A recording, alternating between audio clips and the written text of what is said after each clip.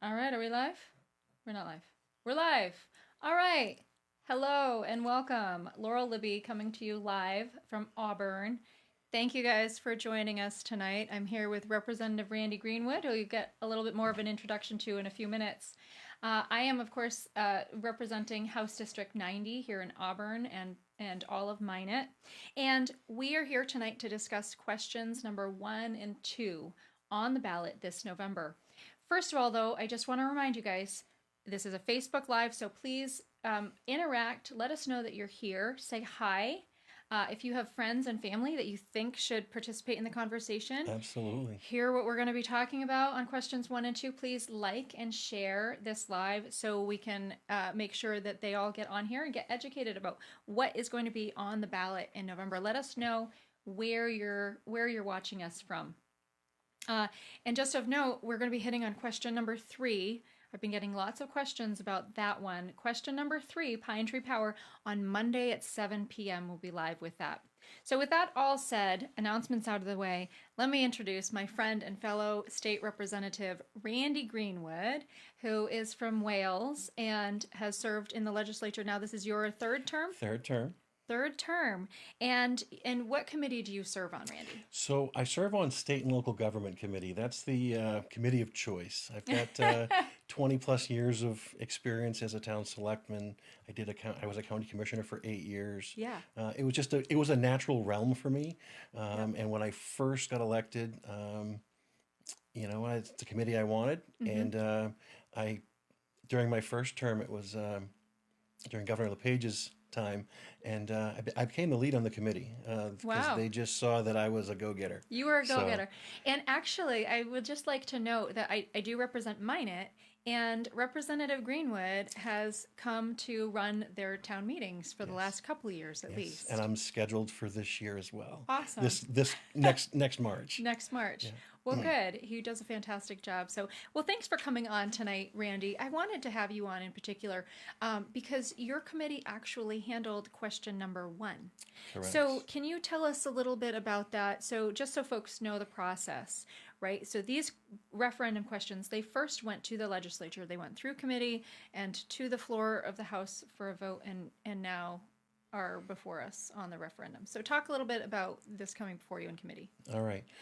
So it was a unique situation because the legislature had, shall we say, adjourned, sine die, and they said we were done. That was the game they played March 29th. And lo and behold, this bill, that was this referendum question, Yep. didn't make it to committee. Had not been processed before we adjourned sine die. And now, as you said, sine die means we're done. We've finished our work for the session. Okay, so we had finished. You guys hadn't processed this bill. What happened from there? Right. So I kind of had a little objection from the committee standpoint that I wasn't sure and it wasn't clear if we had authority to hear the bill. Okay. So the presiding officers had reached out.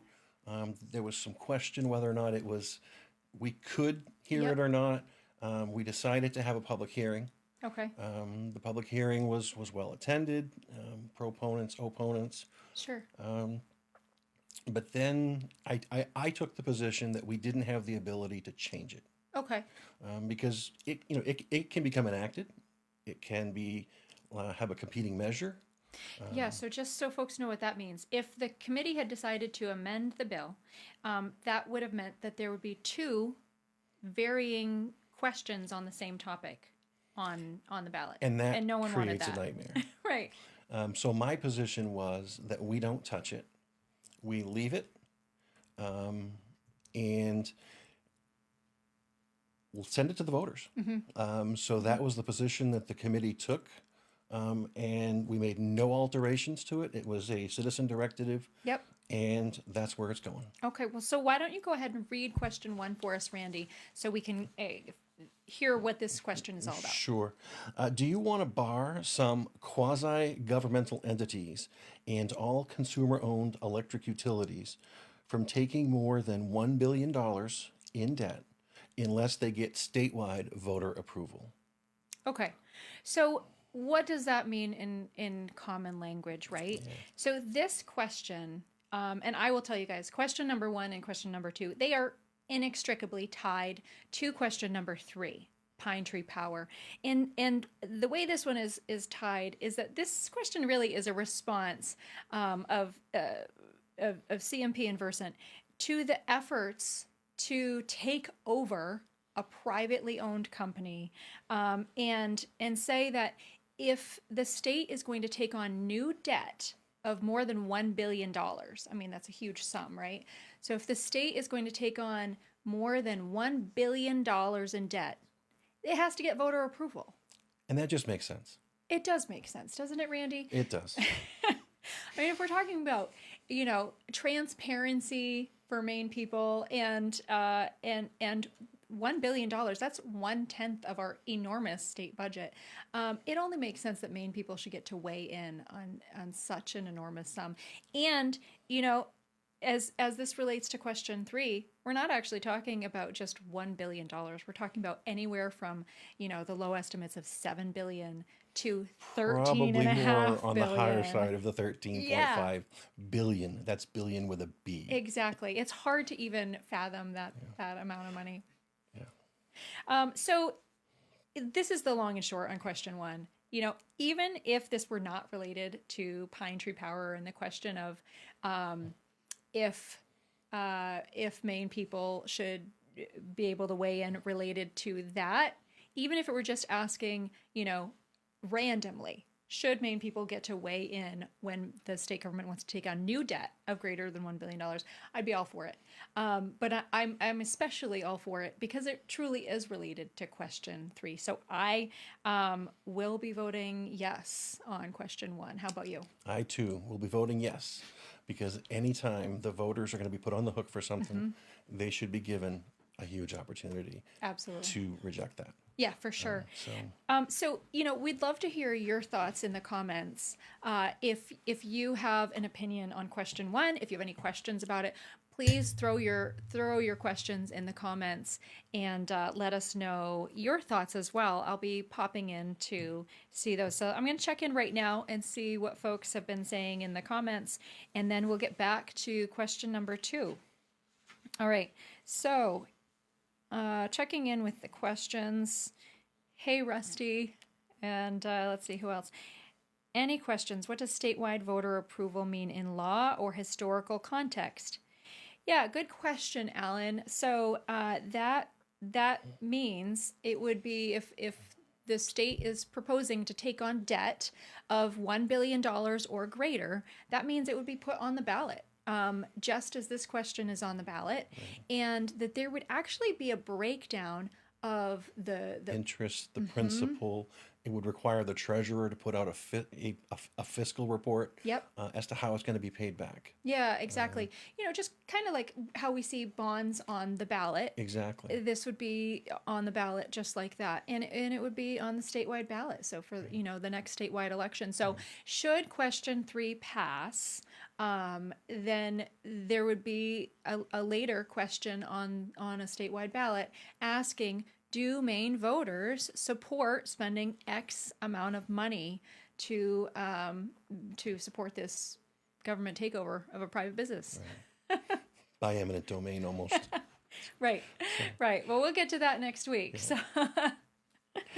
So, that's definitely going to be an interesting Facebook Live next week. Absolutely. And I'm sorry I'm not available, but I know you got somebody that's going to be an expert on that. So absolutely. Question 3 is the big one that everybody's asking about.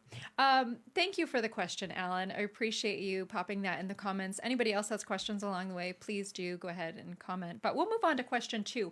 Randy, could you go ahead and read question 2 for us? Sure. So question 2 says, do you want to ban foreign governments and entities that own, control, or influence from making campaign contributions or financing communications for or against candidates or ballot questions?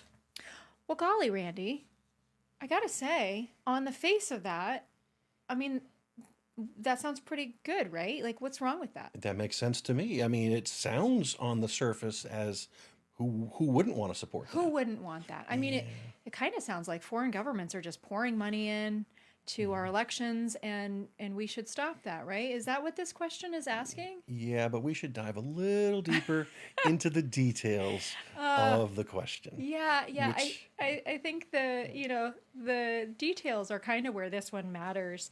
I'd say that this is maybe a well-intentioned question, but I honestly can't even give it that much credit. So let's go a little deeper and really, I'd love to talk a little bit about who is behind, who is supporting this question. So, we've already talked a little bit about how this is connected to question number 3.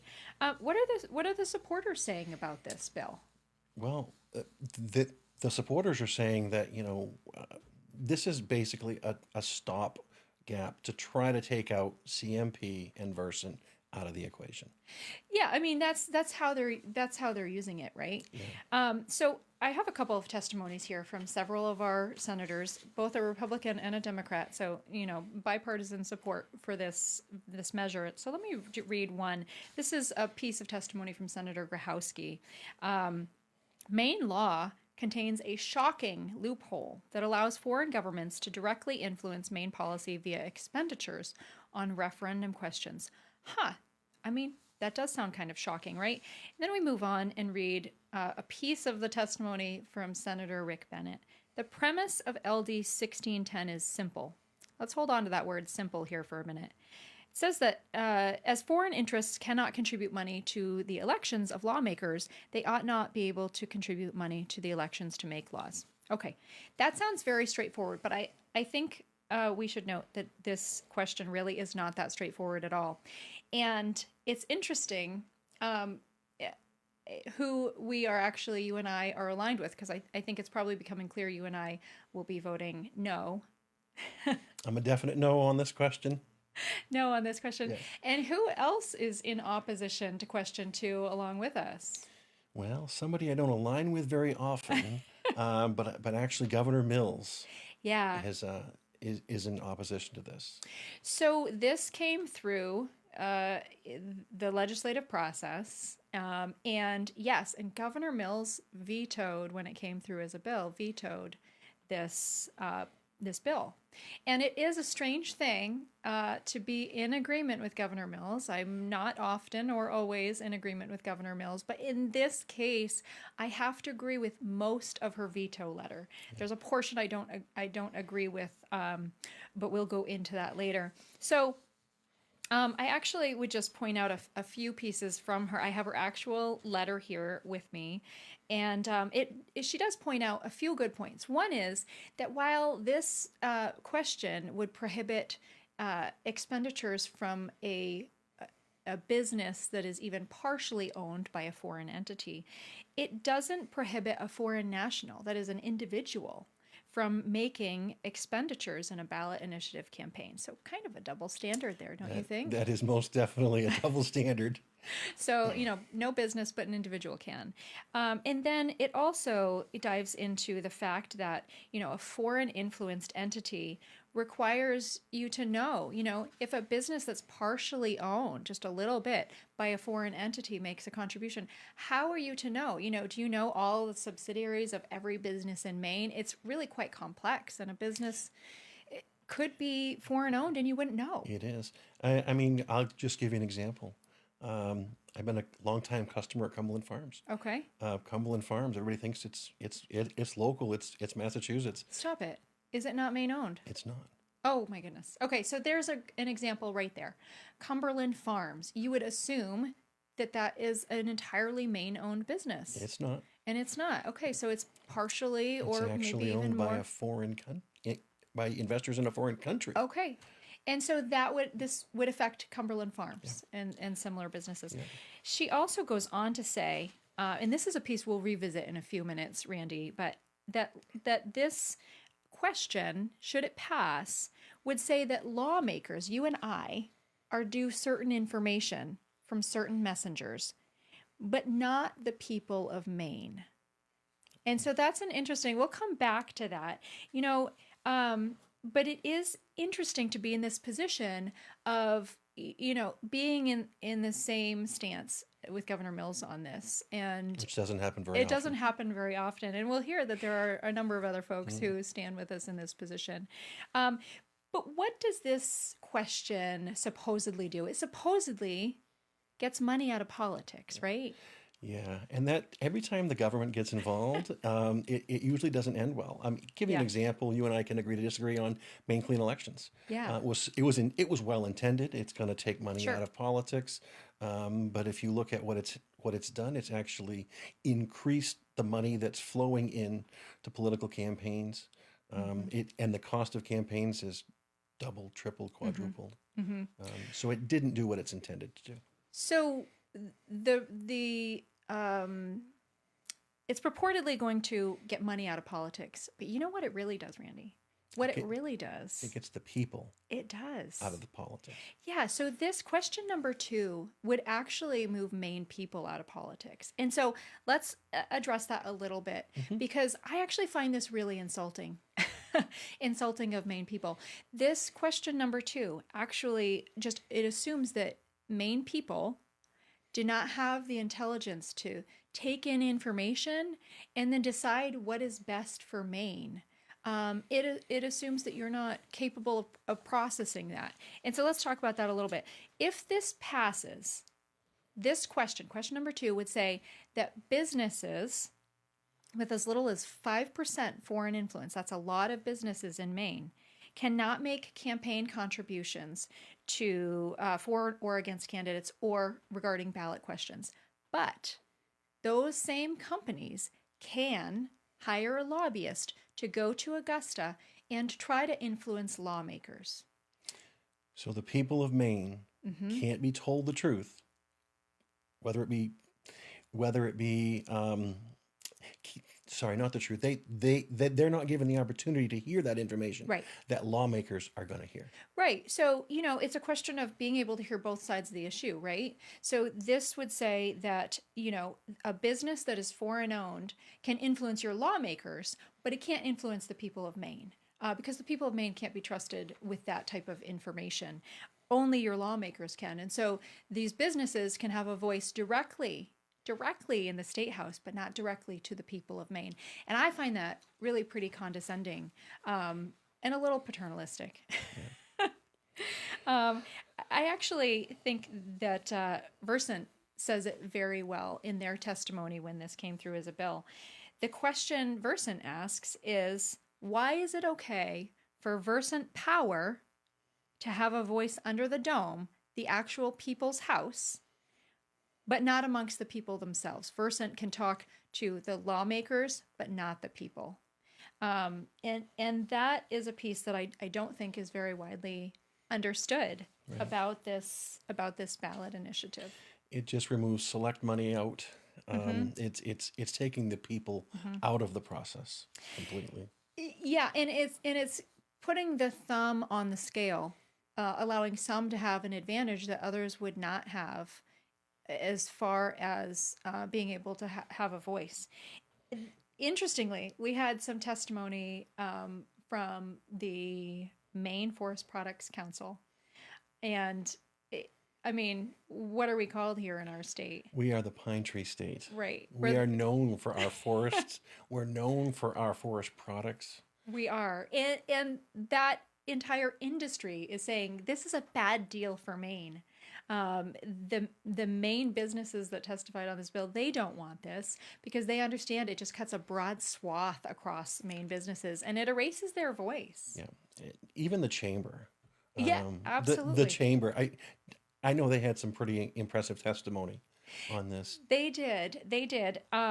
They represent 5,000 businesses, more than 5,000 businesses across Maine. And so many of the businesses that the chamber represents are absolutely affected by question 2, and their voice would be silenced if this were to pass. And so they testified. I'll read a portion of it. They speak for approximately 5,000 Maine businesses of all sizes throughout the state. And the enactment of this legislation, this question now is before us in the State House as legislation, now it's the question on the ballot, would present serious operational difficulties for Maine businesses and impede their ability to protect and advocate for their legitimate interests. Additionally, we believe this legislation is targeting a particular company, which it is. And what a bad look for Maine to be targeting businesses with legislation. Way to de-incentivize businesses from coming to Maine. Yeah, think of other businesses that might want to come to Maine. You know, they're looking to expand, and Maine's got a good workforce, good work ethic, good reputation. If they see the attacks that happened against Versant and CMP, they're not going to come to Maine. Yeah, absolutely. So, yeah. Perhaps the most important piece to me, though, Randy, and probably to you, is that question number 2 infringes on our right to free speech. I couldn't agree more, Laurel. You know, and let me touch on that for a second. Yeah, sure. You know, you can express yourself by making the money talk. This says that some Maine businesses are not allowed to express themselves freely. There is an agenda to shut down free speech, and this question is a piece of that agenda. Absolutely. I mean, it's right in the First Amendment. Congress shall make no law respecting an establishment of religion, or prohibiting the free exercise thereof, or abridging the freedom of speech, or of the press, or the right of the people peaceably to assemble, and to petition the government for a redress of grievances. And so we're talking here about infringing on free speech.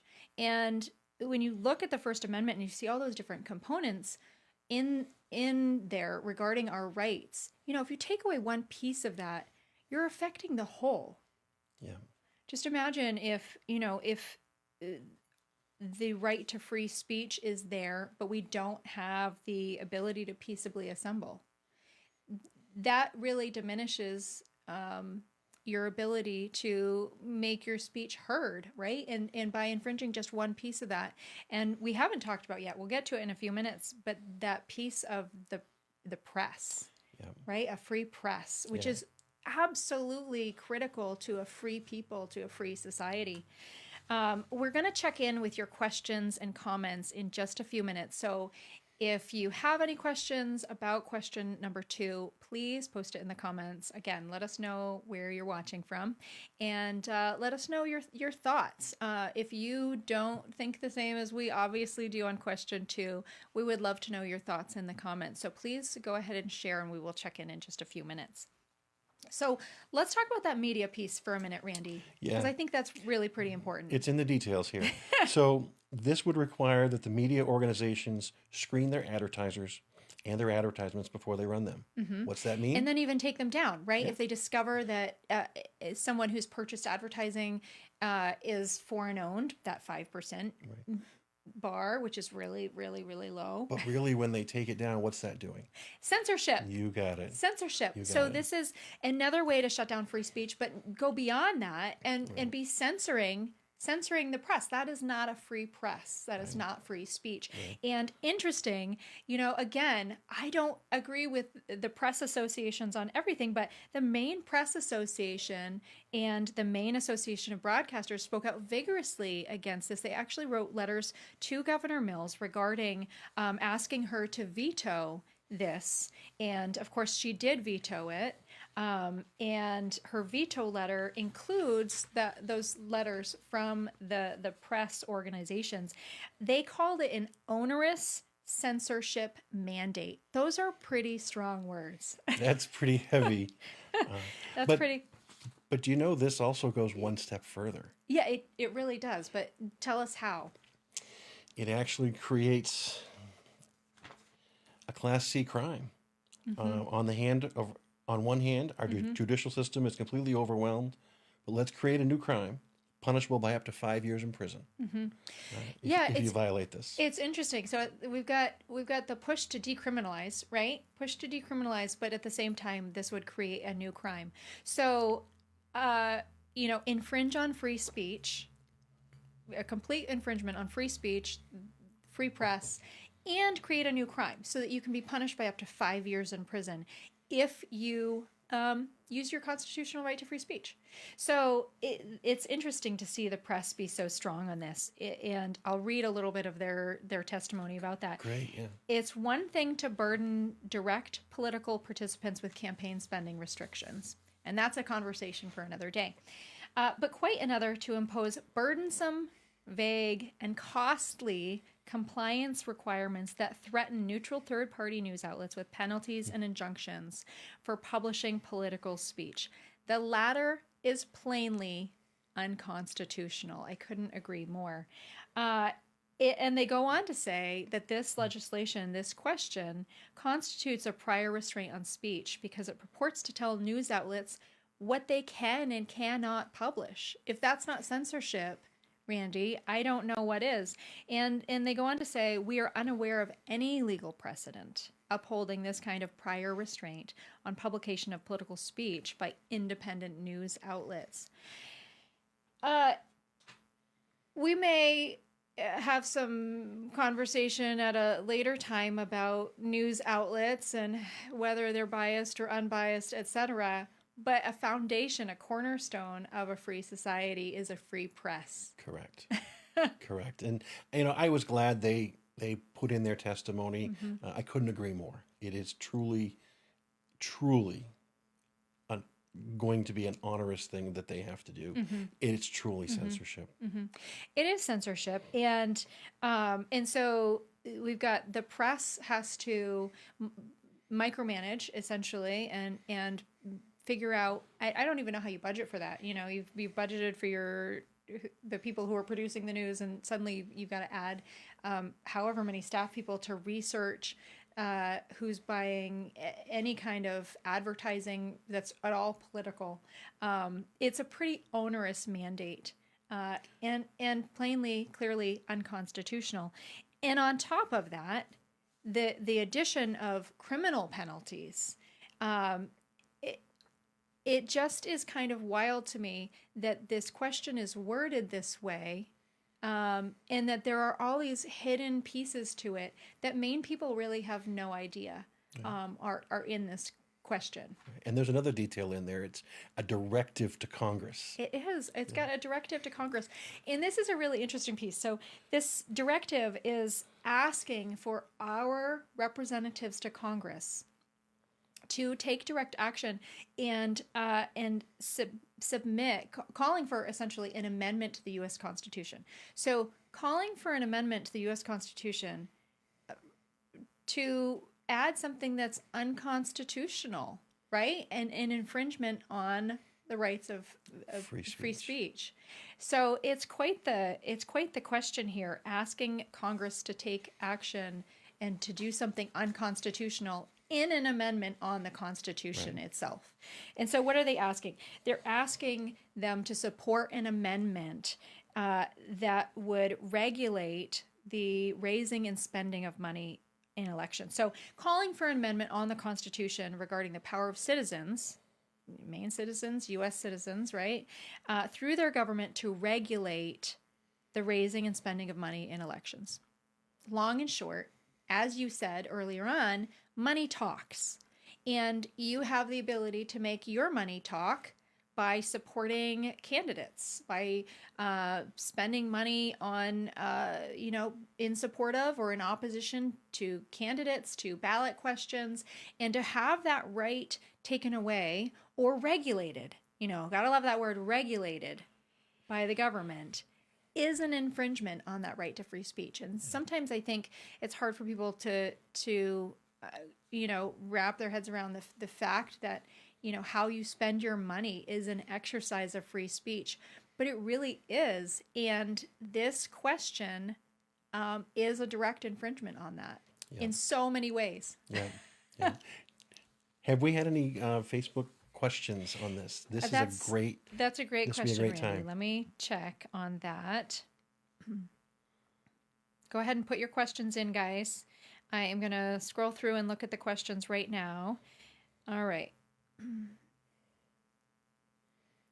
Libertarians going nuts here, says Alan. We allow businesses to come here and operate here, so to expect them not to protect their investments is unnatural. That's such a good point, Alan. We want to encourage businesses to come to Maine, but then we're telling them, come to Maine, but your money's not good here. We don't want you to be influencing anything. We just want your business here, but we don't want to then allow you to influence whether it's supporting candidates or spending We'll take on your a tax referendum. money. We'll take your tax We'll take money. your payroll tax money for your Right. employees. We'll take your, we'll let you collect our sales tax and be our tax agent. Right. But you can't say anything. But you can't say anything. What a disincentive. That's a great point, Alan. Thank you for sharing that. All right, question here from Suze. Suze asks, will this pertain to the state budget if the language is so broad? I'm trying to think of the context for that, Suze. So, will this pertain to the state budget if the language is so broad? That might be a question from question one. It could be a question from question one. What are your thoughts, Randy? There was a whole list of exceptions, and I think the state government was an exception. Okay. So I don't think it would apply to the state budget. Okay. So that's, Suze, if that's the context that you're asking that question number one, yes, that does not pertain. Does not so apply. Question number one is talking about the state taking on new debt, right? And so the budget, that's not new debt. That the budget has to be balanced with the money that's coming into the state. So that would not apply. This only talks about taking on debt. And that's why it pertains particularly to question number 3, because that would require us to take on a significant amount of debt, and way more than $1 billion. Upwards of 13.5. Upwards of 13.5 billion. So that's what it pertains to in particular, is the debt rather than the ongoing budget of the state. Thank you for asking that question, Sue. Sorry, it took me a minute to get back to question number 1. Where does Pine Tree get the loan? Who's underwriting the loan? Alan, tune in next Monday at 7 p.m. because we're going to be discussing question number 3 live then. So make sure you come back for question number 3. I know we've touched on it a little bit here tonight, but we'll really do the deep dive next week. So make sure that you come back. On question number 2, who is responsible for the research to oversee violations, and how would candidates have to correct their potential violations? What a mess. It absolutely is. It would be such a mess. And so first question, who is responsible for the research to oversee violations? That's a great question. And I could see there being a couple avenues for that. One would be, if somebody made a complaint to the Ethics Commission in regards to a candidate accepting a contribution, right? I think that's where it's going to end up. Yeah. So that's one avenue. But then how would candidates have to correct? So the contribution would be returned, and then I believe, if I'm reading it correctly, that there would be potential for a fine.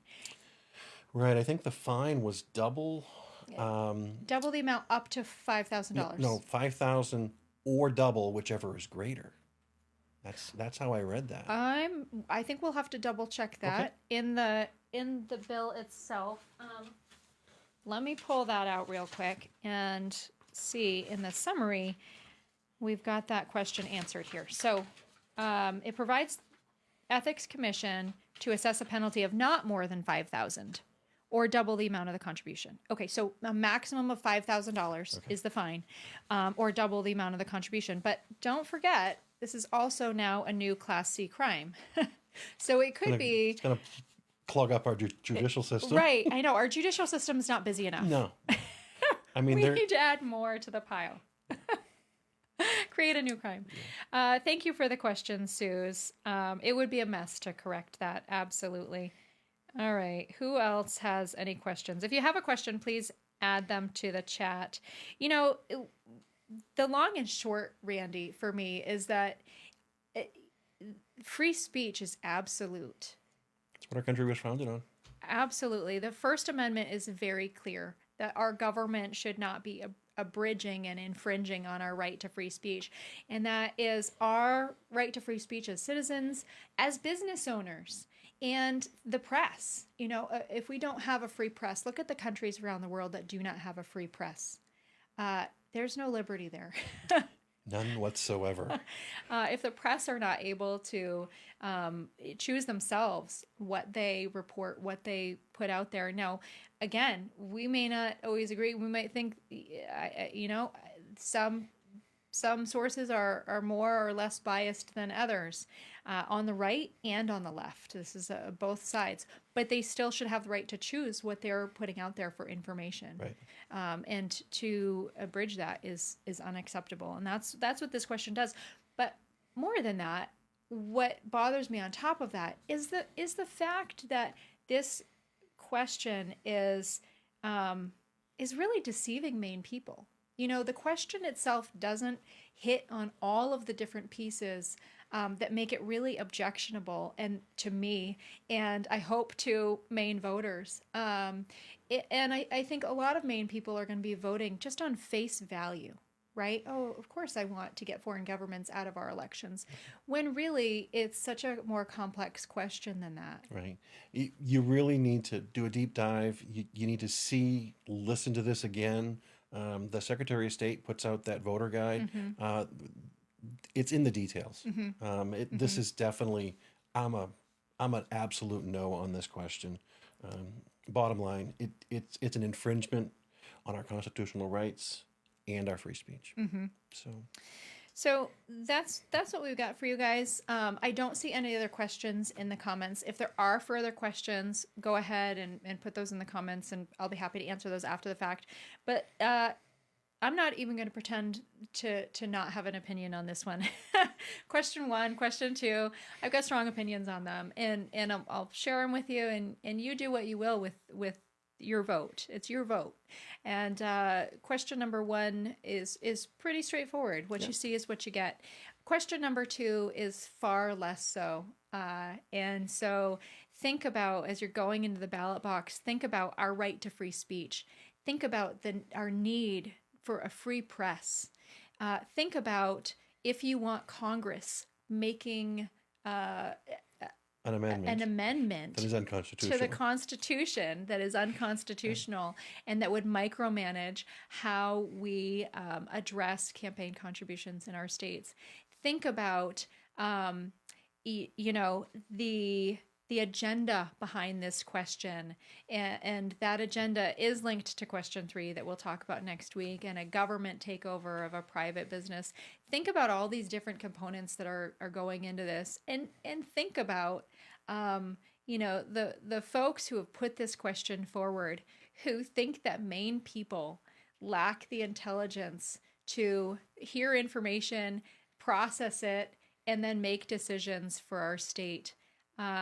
I will be voting no on question 2, and I will be doing so because I think it is absolutely unconstitutional and infringes on my right, your right, our rights to free speech. And so I hope you will join me in voting no. I'm voting no. Join us in voting no. Any final thoughts, Randy, that you'd like to share? I just want to say thank you for the invite. This is my first Facebook Live. He did a great job, didn't he, guys? Enjoyed the time. I was a little nervous, what to expect, but it's about conversation. Yeah. It's just, thank you very much for inviting me today. Yeah, you're welcome, Randy.